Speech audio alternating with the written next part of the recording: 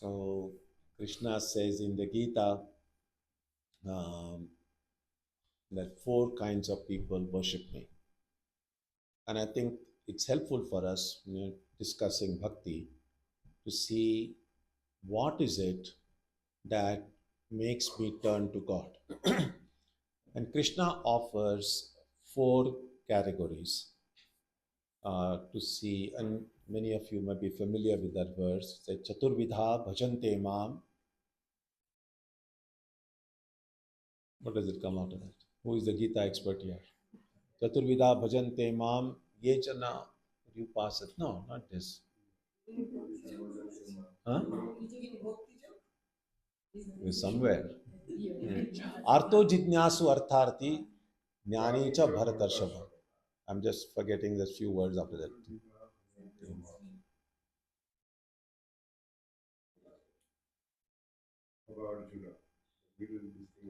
All right. Anyway, we have the meat of that verse we have got it.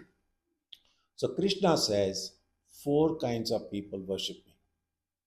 Artha, so there are four categories: Artha, Jidnyasu, Artharthi, and Jnani. So Artha means the one who is suffering, one who is in pain. So one of the things we can think about even those of us who see that we have faith in God, we believe in God, we see ourselves as believers. When in times of difficulty, who is it that I first think of? Uh, is God a kind of a backup for my troubles, or God is the primary source where I turn to? Because we will see that the general rule of life is that whatever is real draws our full being to it, as opposed to something that is not so real. So if I see in a movie, for instance, a person who is suffering, who is hungry, uh, or who is suffering, painful suffering, I might be moved by that. But at the end of the day, I still know it's some actor doing that role. With some photographers, they were there. It's a movie. So I may be moved by it, but I may not be moved as much as after the movie I come out and I see actual person suffering by the roadside, because I feel this is real. This is real life. And so we see that even though these are two exactly identical situations, a person who is suffering, but a person suffering when you're reading a novel or reading a book, or a person suffering when you're on your way to going somewhere, they're different things. The second one affects us more because that's more real. So whatever is real draws our whole being. So similarly, when we are in pain, whatever is more real to us, that would be the first thing we will turn to. And so it's a kind of a self test that when there is a real crisis in my life, and all of us have had situations like that in our lives, what is the first thing that comes to my mind? Maybe call up my friends, call up this thing, etc. And then as an afterthought, maybe I should better also pray if that works. And so that would be one important way to see how real God has become in our lives. Because we speak about God realization. But what does God realization mean? And one way of understanding that term is making something real. So God realization means, or realizing God means, God becoming a reality in our life. In the beginning, for most of us, God is an idea, God is a hope, God is a dream, but not as real as the reality of this table in front of me. And so, and that's true even when we are meditating, when we try to visualize our Ishta in the heart, who are we visualizing? Are we visualizing an idea of my Ishta in my heart? Am I visualizing, and of course, those who have meditated on Ramakrishna, we are fortunate that he was born in a time when photography was available. So, are we visualizing a photograph in our heart? Are we visualizing um, the idea of Ramakrishna, of how he may have been at that time? Or are we visualizing a real, living Ramakrishna? Now, in order to see that real living Ramakrishna in the heart, that Ramakrishna has to become real to us. Others will be only thinking of an idea or a picture. But it's like this when you look at, do you get mango, Indian mangoes here? They come? Oh, you are very more lucky than we there in Boston. So, looking at a picture of a mango can remind us of the real mango. So, a picture can bring memories of a real mango. But when you have to eat a mango, you can't eat the picture. You need a real mango. So, similarly, looking at the picture of Ramakrishna will remind us of the real, living Ramakrishna. But then we are not meditating on a picture. We don't want to realize the photograph of Ramakrishna. We want to realize Ramakrishna, right? And so that's the challenge for a bhakta is how to make God real in my life. Think about it this way. So here we have Thakur Mayan Swamiji on the altar here. So when we walk inside the ashram, go inside a temple, normally when we say mandir mein darshan karne ja rahe hain, going for darshan, most people think we are going to see God, going to see Him. What do you not always remember? That God is seeing us also. We're just thinking only from our perspective. I'm having darshan, but what about God? God having my darshan. We don't call it darshan. Who knows what God is thinking? But I mean, think, you see, this was narrated to me by one of our very senior Swamis. This happened sometime in early 50s. So this Swami was in Kankal, in Haridwar, we have an ashram. And so this Swami was young then. When he told me, he was quite elderly. So this Swami was going on a pilgrimage to Kedarnath. Kedar Badri, some of you may have gone there. And so he was young and he was walking up. And as you know, the last stretch of this thing from Gauri Kund, you go, most of us have to walk. I think now there's some helicopter service also, probably. But this was in the good old days. People had to walk most of it. And so this Swami was walking up and he saw among the many pilgrims who were going up, right? So he saw that there was a very elderly woman and she was walking with a stick in one hand, the other hand on the shoulders of a young teenage young man. So the teenager was there and she was walking and just kind of felt like a grandmother with the support of a grandson is going up together. And so they are all going, and now and then people get tired, they stop on the way to catch their breath and again start walking.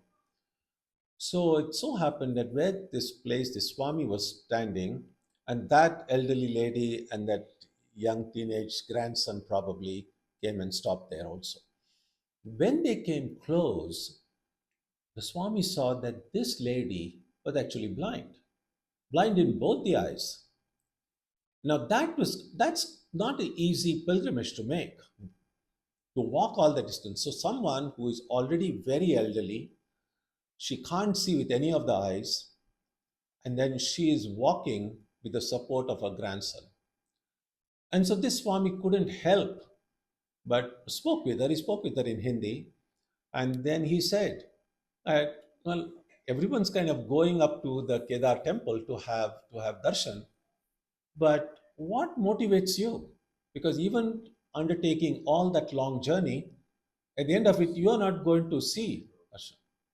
And then he said, what that grandmother told him, he said he can never forget in her whole life. So he said she just Great confidence. She said, Baba, मैं तो केदार को बाबा को नहीं देख सकूंगी, वो तो मुझे देखेंगे. I won't be able to see Kedar when I go there, Shivji, but he is going to see me. Now that's something we have to figure out, that every time we go to a temple, to remember that it's not just me who is seeing the Lord on the altar, but God is seeing me too. And that will change the way we hold ourselves in a temple. A lot of times you will see, and this happens in every place of worship, but but but I've seen it happen so often in a temple, that people go with all devotion, they bow down and do pranam and all of that, and then immediately after that, the talk and this thing, because everything else shows through their behavior, they know this is only a murti, it's only a photograph. It's not the living presence of God. The God has not become real to us. We might go to a temple every day, do a lot of aratis, and God might still remain only a murti, only a photograph. Now, if every time you kind of enter this room and actually remember that Ramakrishna, Mother, and Swamiji are actually sitting there. Now, if you had gone to Dakshineshwar, if you had gone to Kamarpuku, Jairambati, and Mother is sitting there, Thakur, Swamiji, they are there, would we just, how would we behave? Would we just make a kind of make sound or talk all mm, worldly talk in their presence? We wouldn't do that. Then what is it that we feel free to do, right, when we go to a temple? Because we just feel, oh, this is only a photograph. It's that doesn't mean our bhakti is any less sincere, but it only means that God has not become real to us yet.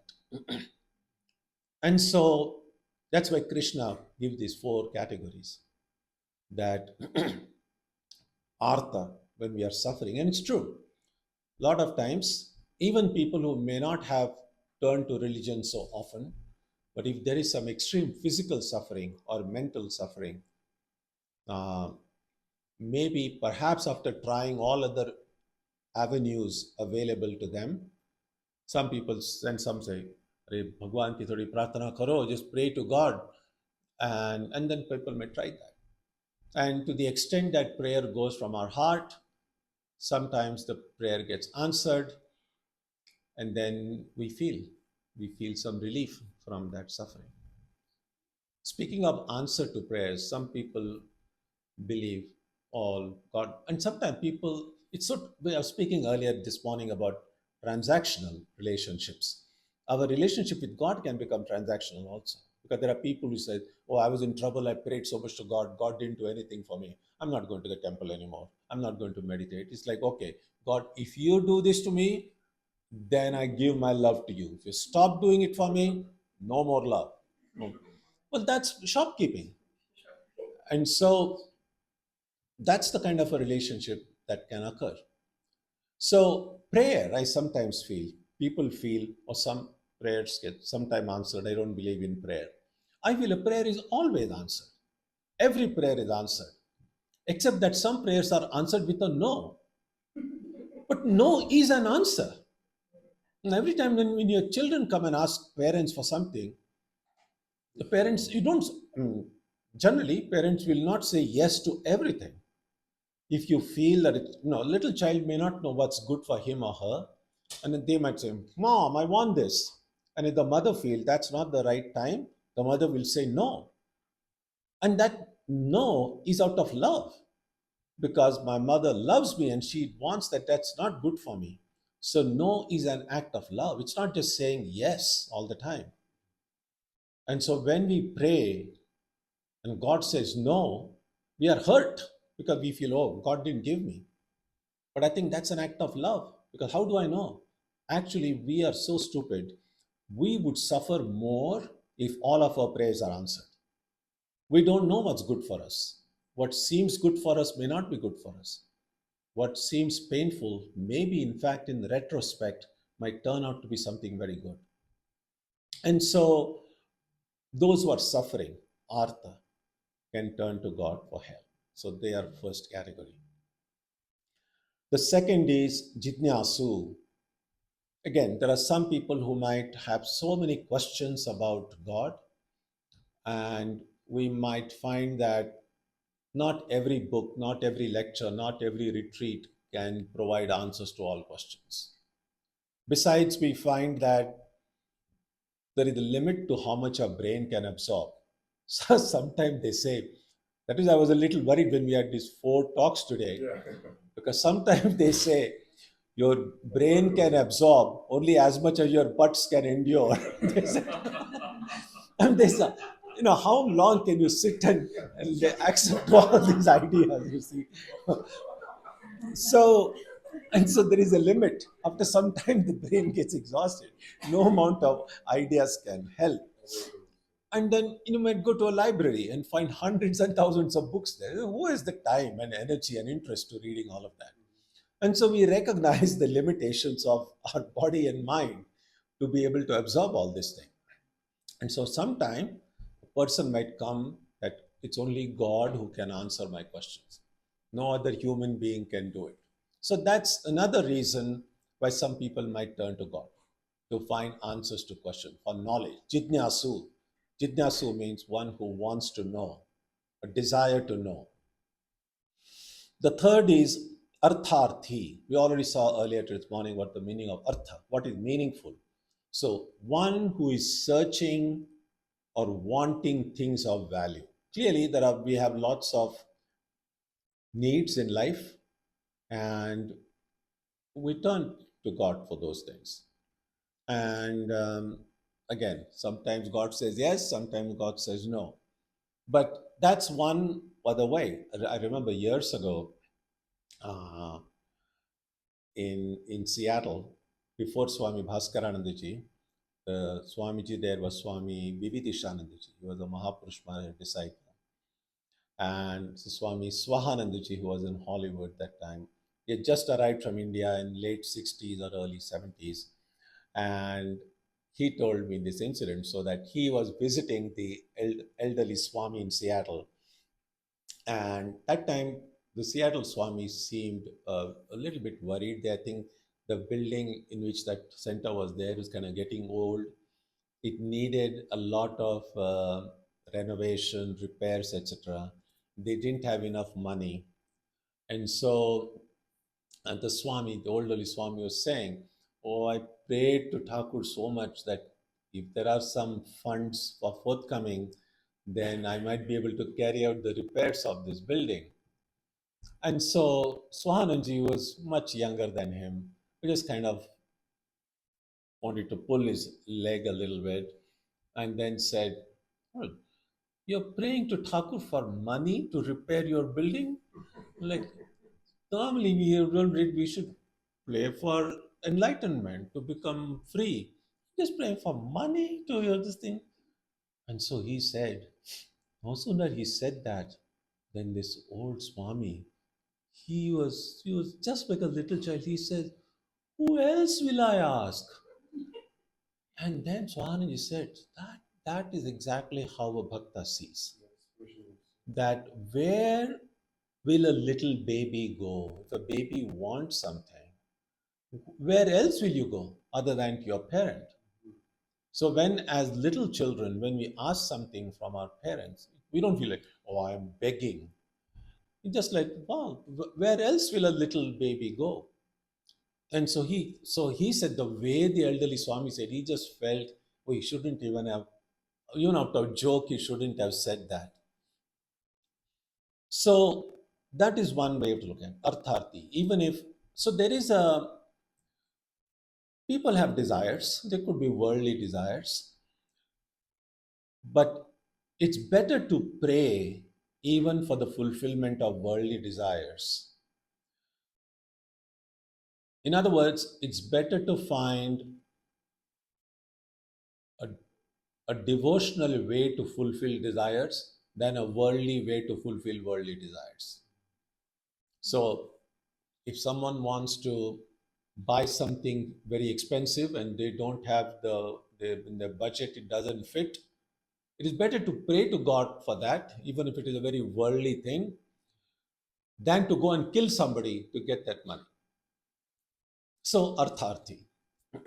So, first three, one, either when we are in pain or we are suffering, or we want to have answers to some of these fundamental questions of life, or when we want things in life. And the fourth one, he says, is jnani. And sometimes that word gets understood as an enlightened being. But it's not really the enlightened being. What he uses the word jnani is a person who knows. A jnani is a person who knows, but knows what? Something very important here, and that is jnani is what Krishna is referring to as someone who's also seeking God. Chaturvida bhajante mam. These are the four people who worship God. Who is the fourth one? The jnani is one who worship because the jnani knows that I want God alone.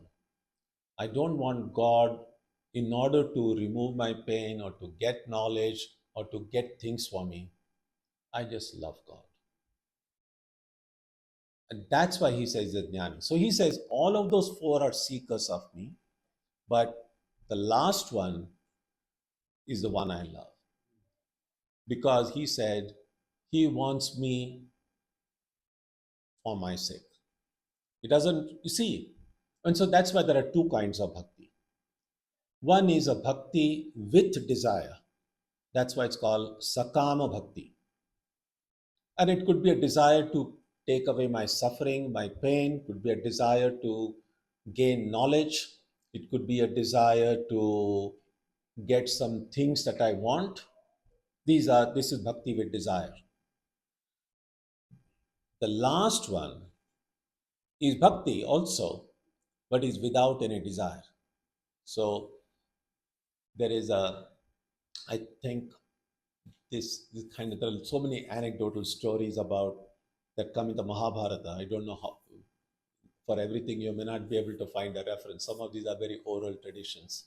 But anyway, it's said that once Yudhishthira, and they were in the Himalayas, and he looks at the Himalayas there, and tells Draupadi, look at these Himalayas, such beautiful peaks. They don't do anything for me. I love them. I just love Himalayas. They are not, in return, I'm not getting anything, but I just love them. Such should be ideally the love for God. That I love God because I love God. There is this mm, Tulsi Das's one song is there. Thing isn't that Tumaki Chalata Ramakrishna? There is a song, and in that there is one line. Hmm? Yes. So there is this one line there when Tulsidas is thinking about how to describe the appearance of Rama, the face of Rama. So he says, Rama is like, and then he's wondering, what metaphor should we give?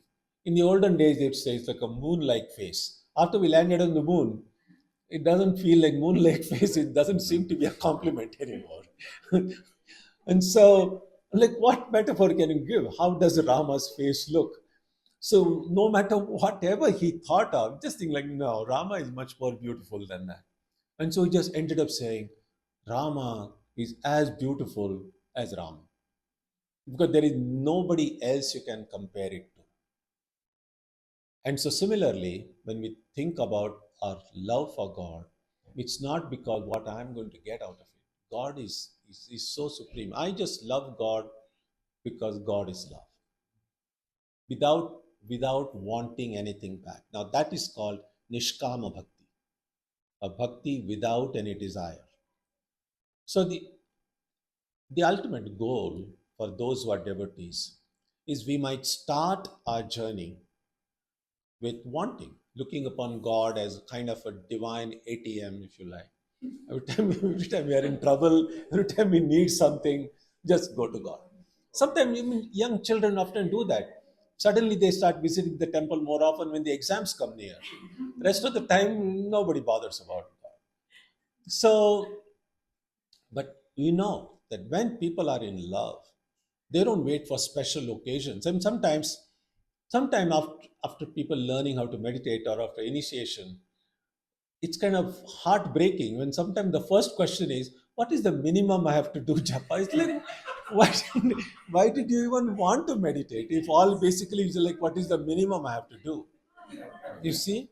And so, love for God can't be limited only to like, oh, 108 japa in the morning, 108 this thing, and then my job is done, wash my hands, and I'm free to do whatever else I want. And so, just like when people are in love, they just can't stop thinking about one each other. Now, we want that kind of love in our heart so that it's not about calculating how much minimum I should do my japa, but how can I find more time, more opportunities to remember the divine? And so, Sakama Bhakti is also bhakti. A bhakti with desire is still devotion. And in some cases, sooner or later, hopefully sooner, that devotion with desire may mature into devotion without desire. At some point, a bhakta may realize that Sri Ramakrishna gives the example. It's like going to a prince or an emperor, and the emperor says, ask whatever you want. Then we say, oh, a little bit of eggplants and some vegetables you ask. Then, of course, the king can give it to us, but the king can give much more. So when we go and pray to God, oh, my little headache, can you just make the headache all right? Of course, God will do it if God wants to do it. But other than that, it's very limited. So anyway, at some point, a devotee may realize, I've been very foolish in asking for these little things. Let me ask the highest. In Bengali, there is a proverb, there is a saying, "Ki marbo to gondar, lutbo to bhandar." So if I have to hunt, then I won't hunt rabbits and all these little things. I will hunt a rhino. If I want to steal, I won't just be an ordinary pickpocket. I'll go and rob a bank. In other words, whatever I'll do it on a grand scale. So if I want to ask God for something, I won't ask for such silly things as just give me this or give me that. He said, give me the highest. I just want to. But in order for the prayer to become real, for the prayer to become an effective practice, there are two things important. First of all, I have to have faith that God exists, because otherwise, whom am I praying to? And the second thing is, I must have this strong faith that God can give me what I want. Otherwise, what's the point? So, prayer, and prayer is actually, in a way, the easiest of all practices. I mean, generally, everybody wants to meditate now, but meditation is a fairly advanced practice, and many times we don't realize that sufficient preparation has to occur before meditation becomes even possible. But what is possible for everyone is to pray. Prayer is a form of asking from God. And so we ask God for whatever it is that we want. In any of these four categories, we can see which category we fall into. Perhaps one doesn't have to be just one of the four, it could be maybe all of those four. But prayer is a form of we ask and God gives. So it's a movement from God towards us. Now, oftentimes, when our prayers are answered, we feel happy, our faith becomes stronger, we feel grateful for having received something, a gift from the divine. And then worship or puja that we do is an expression of gratitude. So if prayer is a form of receiving from God, the puja is a form of giving. And that's why in ritualistic worship we give. We give fruits, we flowers, sandal paste, food, incense. It's an act of giving. Now that giving becomes meaningful only with the heart filled with gratitude. So it's prayer that is a movement from God towards me because God gives me. Worship is a movement from the devotee towards God in the form of giving. So this movement from God to the devotee, from devotee to God, bring the two together. And when they come together, that is when meditation become possible. So for meditation to become an effective practice, for most of us, it's important that we prepare ourselves with some amount of prayer and worship. And worship, we don't have to become like very expert priests or anything, even if you don't know any mantras. But as Krishna says, Patram Pushpam Phalam Toyam, whatever we offer with real faith, real love in the heart, God accepts. So there has to be some form of worship, even if it is not very orthodox worship, but some form of giving and then receiving. Having done that for some time, meditation, then we kind of become ready for meditation. The second thing about meditation is to recognize that we sometimes think about meditation as an activity, but actually it's not an activity. If we want to be accurate with our language, meditation is something that cannot be done. Meditation is something that happens. It's a little bit like sometimes we support. Sometimes people say, "I'm going to sleep now," as if sleeping is something we can do. We cannot do sleeping. Sleep is something that happens. What we can do is find a comfortable bed, switch off the light, and wait. That's all. What else is sleep? You can't will yourself into sleep. You can try to create circumstances which might make it possible to sleep. Fall asleep. Huh? Fall asleep. Don't use the word fall.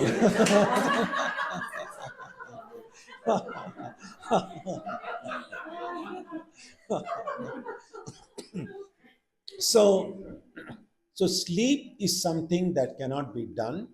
Sleep is something that happens. Try doing that. I mean, Swami Turiyananda tried that as well. That let me see the exact moment. Nowadays, there are sleep apps if you want, and that might tell you exactly when you fell asleep.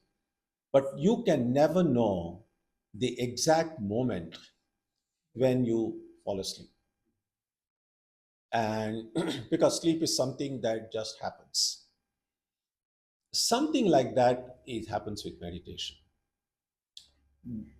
So meditation cannot be done. What we can do is we can create a favorable circumstance for meditation to become possible. And so what we try to do is therefore so as to we can't close our senses fully, but we try to create a situation when the external world will not enter into us or minimize it. And so we try to find a quiet place so no sound will enter. We try not to be eating while we are meditating, so taste buds will need some rest. We close our eyes generally because otherwise all the sights will be distracting. Generally, it's not very helpful if you wear very skin tight clothes because then the touch will become you'll become more conscious of the clothes you're wearing. So kind of have a little loose garments while meditating. And what else is remaining now?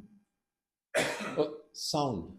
I said smell, and therefore at least not sit in a very of place with an offensive smell, so that we become so conscious of the smell, then we won't be able to think of God. And so sometimes people might put an incense to kind of drive out all the other uh, fragrances away. And so then we just sit, and then there's nothing much to do after that. Because I mean, just think about it this way: if it is true that God is in me, in my heart, and I'm now not thinking about the world, I'm looking in my heart, then logically, If God is in my heart and I'm looking in my heart, I should see God, right? But when we do all of that, we just see in darkness. Now, what do we do then?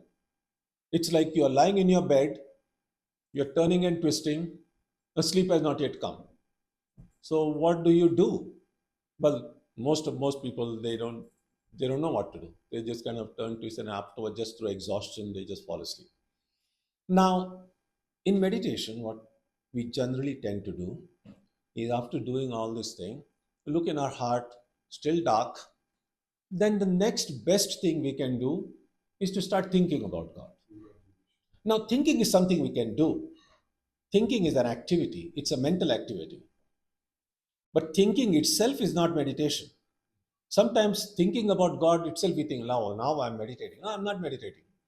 I'm thinking about God, which is good. So, whatever I have read about, whatever I've thought about, all those images, I'm just intensely thinking about God. And what can help us oftentimes is the prayer.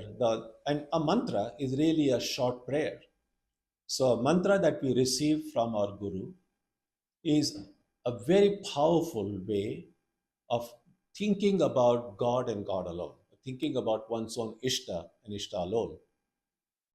So, the sound of the mantra is, if the Ishta were to take a form of a sound, that would be the Ishta. So it's not just a mantra, it's the Ishta in the form of sound. Similarly, it's the same infinite being. If that infinite, in the evening Arati hymn that Swami Vivekananda composed, he speaks about Sri Ramakrishna as Chit Ghana Kai, which means that yes, consciousness is all pervading and all of that. But if you can try to mind bending exercise of somehow thinking, if this consciousness were to be tightly packed, would kind of become a little bit more visible than it is, then it would take the form of Ramakrishna. So even thinking about, or whoever your Ishta is, so whichever way you think of God, that is not different from this infinite reality. But because I'm incapable of imagining the formless as formless right now, for my benefit, the divine takes a certain form. So these are ways of engaging my mind. So if my mind then starts thinking intensely about God to the exclusion of all other thoughts, then at some point, thinking stops and seeing begins. Just as when you're lying in bed, you are aware of this world, but suddenly at some point, you're no longer aware. You suddenly enter into the dream state. Meditation is like that. It's a little bit like, any of you have done some deep sea diving? Any divers here?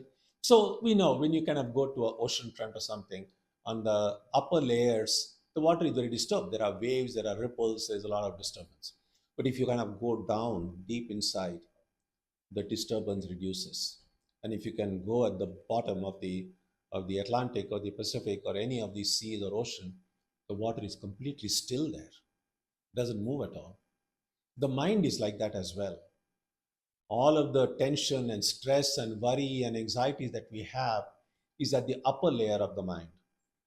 But if we learn the practice of diving deep in our own mind, go to the depth of our mind, the mind will be completely still. That is why there is this beautiful song Thakur used to sing, Doop, Doop, Doop Sagare Amar. So dive deep, oh my mind, deep inside. And so thinking, when it becomes one pointed, can help me dive deep inside. And at some point, and no one knows when, no one knows how, at some point, that thinking will stop and seeing will begin. So meditation is really a darshan. So meditation is something that happens. Although sometimes, in casual conversation, we might say, oh, now I've got to do meditation. So I've seen many of our swamis and many of these, I've seen them. They never say, now I'm going to meditate. They'll simply say, now I'll go and sit for some time. I'll go and sit in the temple. But that is something we can do. I'm connect to Boshbo.